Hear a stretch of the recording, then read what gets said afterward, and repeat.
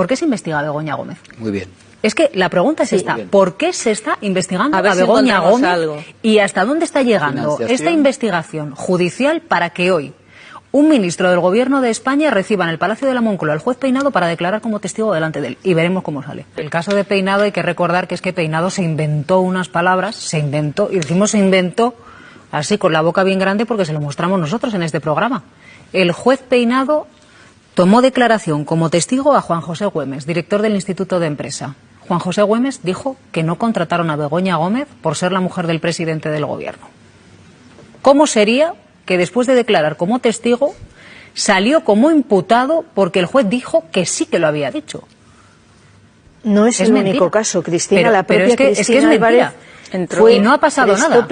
Todavía después de tantos meses no sabemos muy bien qué habría hecho supuestamente ilícito el señor Güemes, ¿no? Es que el juez lo que hizo fue inventarse una declaración y poner en boca de la responsable de recursos humanos una declaración que ella no hizo para poder imputar a Güemes. Ahora estamos ya con el tema de si una asesora trabaja o no trabaja para la mujer del presidente del gobierno, como por cierto ha ocurrido en España con todas las mujeres de todos los presidentes del gobierno. La anterior, la que asesoraba a la anterior mujer del presidente del gobierno, Mariano Rajoy, es hoy diputado del Partido Popular y nadie le acusa de haber malversado fondos por haber estado sujetando las bolsas de la compra de ropa de la mujer de Mariano Rajoy. Es decir, que es todo una investigación que no se sostiene día tras día y que cada paso que da demuestra que esto que decimos muchos, de que existe el lawfare en España, se demuestra con estas cosas. Bueno, es un gesto de... ¿Es que es una especie de hombre que va por libre? ¿Tiene apoyos el juez Peinado? ¿Qué está pasando ahí? Esa es una pregunta estupenda. De verdad que es una pregunta estupenda. ¿Por qué? Es una pregunta estupenda porque hasta ahora un sector de la judicatura, un sector bien pensante, muy formado, decía, hombre, este señor Peinado que entró por el cuarto turno, que es una manera no elegante, no aristocrática de entrar a la judicatura, va por libre. Y no va por libre. Es la sección 23 de la Audiencia de Madrid. Son 3 magistrados que tienen una larga experiencia. Uno de ellos estuvo en el Consejo General del Poder Judicial con Lesmes, bajo el control conservador, el señor José Sierra Fernández, el señor Vergés de Ramón y la presidenta Rosario de Esteban, son los intelectuales de esta petición de correos. Estamos hablando de 2018-2025, 7 años de correos.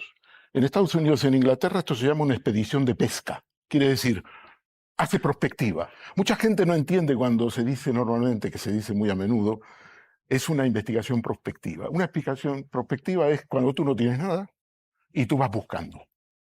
Que busca, encuentra, dice. Y Peinado creo que intenta buscar para encontrar. Entonces, no está aislado el juez Peinado. Creo que ha sido un error considerar en general que era un lobo solitario. Creo que el juez Peinado está a punto de pedir las fotos de la comunión de Begoña Gómez y que esto refleja que es una investigación claramente prospectiva, donde ya no interesa lo que ha hecho en los últimos tiempos Begoña Gómez, sino donde ya se atribuye y tiene el mismo valor incluso el jardinero de Moncloa, un empresario, el director de la cátedra y todo aquel que pasaba por allí. Es decir, cuando el juez Peinado no ha tenido suficiente y la investigación no está dando los frutos que él quería tener, está ampliando la investigación, y esto es a lo que me refiero y a lo que se refieren algunos cuando hablamos de jueces haciendo política. Bueno, esto es un caso claro de investigación prospectiva, diga lo que diga la audiencia provincial, y por cierto prohibidos este tipo de investigaciones por el Tribunal Supremo. Hay jurisprudencia al respecto. Si esto no es una instrucción política, que venga Dios y lo vea. Y si esto no es un juez parcial y obsesionado con un único objetivo, que es el hacer daño al entorno y en este caso a la esposa del presidente del gobierno, que venga Dios y lo diga. Yo creo que antes decía, si a cualquiera de nosotros nos pusieran la cara colorada como le han puesto a Peinado en algunos escritos de la Audiencia Provincial y del Supremo, se nos caería la cara de vergüenza. Bueno, a cualquiera de nosotros, si nos hubiera ocurrido esto, nos habrían echado de nuestras respectivas profesiones, no estaríamos trabajando para nuestras respectivas empresas. Por lo tanto, primera tacha al Consejo General del Poder Judicial. Yo no sé a qué espera para emitir un comunicado, un informe o una amonestación a este personaje que a mí me parece que hay que calificarlo ya de delirante, porque no hay mayor delirio que la instrucción y la investigación que está llevando a cabo en los últimos 2 años. Y luego esto también demuestra la impunidad con la que algunos jueces actúan en el ámbito de sus competencias. Si Peinado es capaz de llegar hasta donde está llegando es porque se siente absolutamente impune, porque sabe que el Consejo General del Poder Judicial no va a hacer nada y porque sabe que dentro de la carrera judicial las asociaciones judiciales apoyan su trabajo más allá de las asociaciones y de las organizaciones ultraderechistas y el apoyo entusiasta de la derecha entonces tradicional y convencional que aplaude cada uno de sus pasos. Ahora, el flaco favor que hace a la justicia es indescriptible, y que luego se rasguen las vestiduras porque se diga que hay jueces que quieren hacer política y que hacen política, sencillamente clama al cielo. Márquez. El juez Peinado, además, en su vida personal, aparte de los cuentajamoneros, yo puedo añadir un detalle de una de sus personas imputadas. Y es que el señor Peinado es muy asiduo a una hípica de Madrid. ¿Cuál es? Hípica de Madrid, porque le gustan los caballos. Tiene un caballo. A mí también me encantan los caballos. Tiene un caballo en competición. Sí, y a mí también me encantan, y me encanta montar. Por lo tanto, no tengo nada contra eso. Pero allí, ante su grupito de admiradores, dice que él va a terminar con Pedro Sánchez. Que es una vergüenza. Eso es importante, ¿sí? Muy importante. Peinado se va pavoneando de que va a terminar con Pedro Sánchez. Que él va a terminar con Pedro Sánchez, que la mujer, Begoña Gómez, es un escalón para el plan de él. Y por eso él ha postergado su jubilación hasta septiembre del 2026. O sea, está diciendo que Peinado va diciendo por la hípica... Sí, señor. Sí, señor, lo afirmo porque me lo ha contado una persona que ha sido, él cree que insospechable, una persona además que no se puede llamar de izquierdas, ni anda diciendo, y que ha sido víctima de él, y que me da toda la fe. ¿Que Peinado va diciendo esto? Bueno, es que yo creo que él en su exposición razonada contra Bolaños, lo expresa todo. Una cosa es que le hayan rechazado esa exposición, pero es que le rechazaron con una enmienda de la totalidad. Le dijeron, usted tiene que presentar una serie de hechos, y usted no presenta hechos. Normal que lo hubieran hecho. Bueno, ojo, porque una querella por prevaricación se plantease ante un juez que ya se ha jubilado, ¿qué sucedería? Bueno, vamos a ver, es que además de todas maneras tengo que decir que, claro, las querellas por prevaricación, en el caso de un juez jubilado, bueno, pues tendría que remontarse a las resoluciones dictadas, claro. En el caso, pues mira, no me lo había planteado, lo que sí es verdad es que el efecto intimidante que puede tener una querella a una persona que le resta poco tiempo para jubilarse y fuera condenado por ello, imaginemos que diera el tiempo, que eso es muy difícil, que diera el tiempo de resolver la querella y después, pues insisto, las querellas por prevaricación lo que conllevan es la inhabilitación para el ejercicio del cargo de juez. Si una persona ya no es juez o está a punto de jubilarse, poco efecto intimidante puede tener esa pena que lleva aparejada el delito de prevaricación. Es decir, hablando en plata, Ignacio, tú me corriges. Si un juez, por si a alguien se le ocurre un caso, si un juez estuviese prevaricando y se jubilase y después se le querellase, se denunciase por prevaricación, aquí no pasaría nada. Pues evidentemente ahí creo que no pasaría nada en el tema, digamos, de su responsabilidad penal. Otra cosa es en cuanto a las resoluciones que se dicen, obviamente. Si se considera que el juez ha prevaricado es que esas resoluciones son injustas y que por tanto esas resoluciones no son válidas, son nulas. Sí que tiene una consecuencia en el procedimiento penal. Decidió darle bola a una denuncia basada en recortes de prensa. Decidió ignorar el informe que había encargado a la Guardia Civil. No ha esperado a que declaren los testigos, porque tiene un calendario, el calendario electoral. Soy Juan Luis Sánchez. Hoy en Un Tema al Día. El juez que tenía un plan con Begoña Gómez. Hoy vamos a intentar fijarnos en los movimientos del juez Peinado. Hay gente que puede pensar, ya está el diario.es, como es un medio para gente de izquierdas, cuestionando al juez que está investigando a Begoña Gómez, la esposa de Pedro Sánchez. Pero en este periódico hemos publicado exclusivas que han provocado la dimisión de la ministra socialista de Pedro Sánchez, Carmen Montón, o que llevaron a la cárcel a representantes de Izquierda Unida en Caja Madrid. O hace poco hemos señalado la responsabilidad política de José Luis Ábalos en el caso Coldo cuando se negaba a dimitir. Pero con toda esa experiencia también sabemos diferenciar cuando algo huele mal. Porque también hemos contado el acoso judicial sin fundamento a Mónica Oltra, a Ada Colau, a Antonio Rodrigo Torrijos, a Podemos en general, a sus líderes en particular, a Rita Maestre, a Guillermo Zapata, un largo etcétera. Desde esa experiencia periodística hablamos. Ignacio Escolar, hola. Hola, Juanlu. Hay varias anomalías en el procedimiento del juez Peinado, vamos a desgranarlas, pero antes vamos a recordar de qué estamos hablando exactamente. Tenemos una denuncia del colectivo Ultra de Manos Limpias que dice que Begoña Gómez usó su trabajo y su posición de esposa del presidente para beneficiar a un empresario. ¿Qué dice exactamente la acusación? Acusan a Begoña Gómez, la mujer del presidente del gobierno, de 2 delitos, de tráfico de influencias y de corrupción en los negocios del sector privado.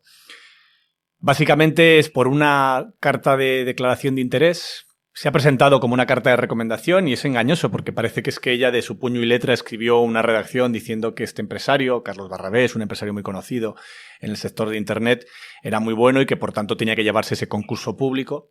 Es una declaración de interés, es un documento tipo que redactó el propio Carlos Barrabés o su empresa y que firmaron 30 personas más, no solamente Begoña Gómez. Entre otros lo firmó un alto cargo del Ayuntamiento de Madrid en nombre del Ayuntamiento de Madrid. Y lo que dice esa declaración de interés es que esa empresa puede prestar esos servicios y que su institución, en este caso, en el caso de Begoña, el máster que dirigía, está interesada en que esa empresa realice esos servicios. También hemos leído mucho y oído mucho sobre otro asunto. Dice Manos Limpias que Begoña Gómez ayudó a la aerolínea Air Europa a obtener nada menos que un rescate del Estado. ¿Qué dice la acusación? Esto se basa en que la mujer de Pedro Sánchez trabaja en un máster, en una organización del Instituto de Empresa, que es una empresa de formación universitaria bastante grande, que hace posgrados, que hace cursos como escuela de negocios, formación, y donde ella tiene un máster. Ese máster y ese centro para el que ella trabaja consiguió, antes de la pandemia de 2020, un acuerdo de patrocinio con Globalia, con una empresa de Globalia, que es la dueña de Air Europa. Ese patrocinio consistía en un par de becas y en pagar una serie de viajes para organizar una serie de eventos. Pero llegó la pandemia y el patrocinio se canceló, no se llegó a pagar nada. Lo único que se cubrió de todo el patrocinio acordado, que eran 40.000 euros, fueron 2 vuelos a Londres. Es lo único que pagó Globalia.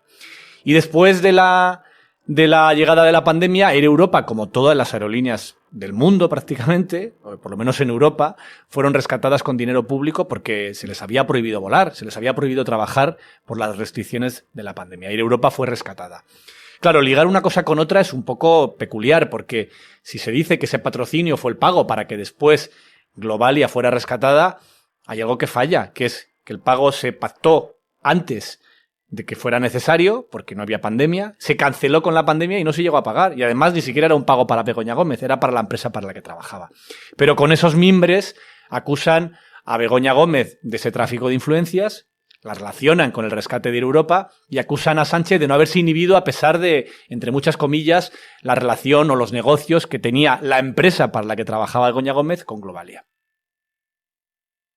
Hay una tercera pata de la querella que, decae inmediatamente porque se demuestra que es un bulo. Se dice que Begoña Gómez recibió una subvención del Estado, una subvención del gobierno, pero en realidad no era esa Begoña Gómez, era otra Begoña Gómez, Ignacio. Sí, esta es la parte más grosera casi de la denuncia. Manos Limpias, que es la entidad que presenta la acusación inicial, incluye en ella una noticia ya demostrada como un bulo, que es que Begoña Gómez había cobrado una subvención. En realidad era una hostelera del norte de España, sin ninguna relación ni familiar, ni personal, ni de amistad con Begoña Gómez. Era simplemente alguien que se llamaba igual y es un ejemplo de libro de mala praxis periodística, de no contrastar mínimamente la información antes de publicar. Y digamos que también es sintomático de la solidez de la querella en general que el juez admite a trámite. Sí, la querella en general es tremendamente débil, no solamente porque la propia jurisprudencia del Tribunal Supremo establece que para abrir una investigación penal necesitas algo más que unos recortes de prensa, en este caso además incluyendo en él una noticia falsa, sino porque para probar un tráfico de influencias hace falta algo un poquito más sólido. Aquí puedes entrar en un debate sobre la oportunidad de la esposa del presidente a la hora de firmar una declaración de interés. Yo creo que fue inoportuno y probablemente la propia Begoña Gómez también lo cree, y si viajase en el tiempo pues no hubiese firmado esa carta, que por otro lado no tuvo ninguna relevancia en la adjudicación del contrato. Ese tipo de declaraciones de interés son tremendamente cotidianas y puedes entrar en el debate ético de si ella debería o no debería haberlo firmado. Bien, correcto, pero de ahí al delito hace falta algo que por ahora no existe y que nada en la investigación demuestra que pueda existir. Vale, ahora hablemos de las decisiones extrañas de este juez. Con esas acusaciones en la mano, el juez tenía dos opciones. Decir, mire, aquí lo que hay son recortes de prensa, titulares y mucho fundamento, un bulo ya acreditado, denuncia descartada, se archiva. O también podía decir, bueno, vamos a investigar. ¿Qué decide el juez, Ignacio? Hace algo todavía más raro, que es declarar una investigación secreta y al minuto siguiente enviar una nota de prensa a través del gabinete de la Justicia de la Comunidad de Madrid, de los tribunales de la Comunidad de Madrid, anunciando esa investigación secreta. Y esto, no sé, en 20 años que llevo trabajando como periodista no lo he visto nunca. Las investigaciones secretas son secretas por dos motivos: para proteger la vida de alguien, y la segunda cuestión es para facilitar la propia investigación. Normalmente es para que el afectado no se entere. Si tú estás investigando un narco, por poner un ejemplo muy habitual de investigaciones secretas, obviamente hasta que no pones en marcha la detención, tú no anuncias que tienes una investigación judicial en marcha, porque lo que quieres es que ese narco siga hablando con libertad por el teléfono móvil, poder pincharle el teléfono, poder pillarle con las manos en la masa y tener más pruebas de su organización. Pero una investigación secreta que se anuncia, no sé, es un oxímoron completo, no tiene ningún sentido. Y aquí solo se entiende si lo que pretendes es generar el mayor efecto político en el debate público, en un momento, acordémonos, en el que había dos elecciones en el horizonte, las catalanas y ahora las europeas. El juez decide, por tanto, encargar una investigación. ¿Cuál es el resultado de esa investigación? El juez Peinado decide que es la Guardia Civil quien tiene que investigar. Eso lo decide el juez de instrucción. Podía encargárselo a la policía, a la Guardia Civil, elige a la UCO, a la Unidad Central Operativa de la Guardia Civil, por lo que sea. La Guardia Civil investiga, como hace en otros casos, empieza a mirar papeles, empieza a mirar y le manda un informe al juez diciendo: aquí no hay nada. Aquí no tenemos ninguna materia penal, aquí no hay ningún delito. Claro, en este momento el juez tiene dos opciones: cerrar la investigación o seguir adelante buscando más pistas. Pero ya es raro que cuando tu propio organismo investigador te dice aquí no hay nada, en la propia denuncia aquí no hay nada, tú sigas adelante, y es lo que decide hacer el propio juez. La Fiscalía también dice que no hay nada, la Guardia Civil, la UCO, ya había dicho que no hay nada, y el juez Peinado decide seguir adelante y llama a declarar, Ignacio, a varios testigos. Como no le sale lo del informe de la Guardia Civil, decide llamar a declarar a varios testigos y cita a distintos altos cargos de Red.es, la empresa pública que adjudicó ese contrato a Barrabés, tanto del presente como del pasado, para ver si en esos interrogatorios consigue salir adelante alguna pista más sólida. Y los cita para esta semana, para el miércoles y el jueves de esta semana electoral. Hay un problema, que es que al mismo tiempo que son esas fechas de los interrogatorios, de las testificales, uno de los abogados del caso, el abogado de Begoña Gómez, tiene otro juicio, el juicio por el que investigan por fraude fiscal a Imanol Arias y Ana Duato. Así que se ve obligado el juez a tener que cambiar la declaración de estos testigos a después de las elecciones europeas, lo cual parece ser que es un follón. Vale, digamos entonces que el juez se ve obligado a retrasar la cita de esos testigos, pero no renuncia a hacer algo que se convierte en la gran noticia de este martes a 5 días de las elecciones europeas. Imputa a Begoña Gómez. Claro, así desde fuera es fácil interpretar que ya tenía decidido imputar a Begoña Gómez esta semana después de hablar con los testigos, y aunque no ha tenido testigos, le ha dado igual y la ha imputado. Yo creo que es bastante evidente que el juez tenía un plan por la agenda para afectar a la campaña electoral. Había puesto las declaraciones de los testigos en la última semana de la campaña electoral. Y era perfecto, porque tomaba declaración a estos testigos, ya tenía una percha de la que colgar la imputación de Begoña Gómez, y justo después citaba a Begoña Gómez como imputada, pues esta misma semana, el jueves, por ejemplo. ¿Cuál es el problema? Que, claro, desde el momento en el que los testigos no pueden venir porque hay otro juicio al que tiene que ir el abogado y te ves obligado a cambiar las fechas, pues ya no te da tiempo a poder hacer a los testigos antes de las europeas y por tanto imputar. Así que tira por el camino de en medio y decide, con testigos y sin ellos, imputar a Begoña Gómez, la cita como investigada para dentro de un mes, o sea, para el 5 de julio, que tampoco había prisa para poder hacerlo justo esta semana, lo podía haber imputado la semana siguiente. Pero es evidente que así no hubiese conseguido el mismo impacto en la campaña electoral que provoca que a 4, 3, 5 días de las elecciones la mujer del presidente del gobierno, por primera vez en la historia, tenga que ir a declarar acusada de 2 delitos a un juzgado. ¿Es habitual que los jueces fuercen decisiones según el calendario electoral que vaya tocando? La norma no escrita es que los jueces intentan apartarse de los calendarios electorales por una razón muy obvia. Una de las obligaciones de la justicia es la apariencia de imparcialidad. Y si tú entras como un factor político en mitad de una campaña electoral, pues tu apariencia de imparcialidad queda en duda. Habrá quien piense, ¿y por qué ahora y por qué no hago la semana que viene o la anterior? Y por esa razón, casi todos los tribunales, aunque no venga ninguna ley, intentan evitar esos calendarios, tanto a la hora de publicar la sentencia como a la hora de citar testigos o hacer públicas nuevas causas judiciales. Hay excepciones. El más famoso probablemente es lo que hacía la jueza Laya en Andalucía con los ERES, que era justo al revés. Siempre venían todas las decisiones en la víspera de alguna cita electoral importante en Andalucía. Pero lo normal, y lo que todos los jueces sensatos aplican, es intentar proteger la imagen de la justicia, precisamente sacándola, cuando tocas cables políticos, sacándola al menos del calendario electoral y de las campañas, haciéndolo después o antes, pero no justo en la mitad de una campaña electoral.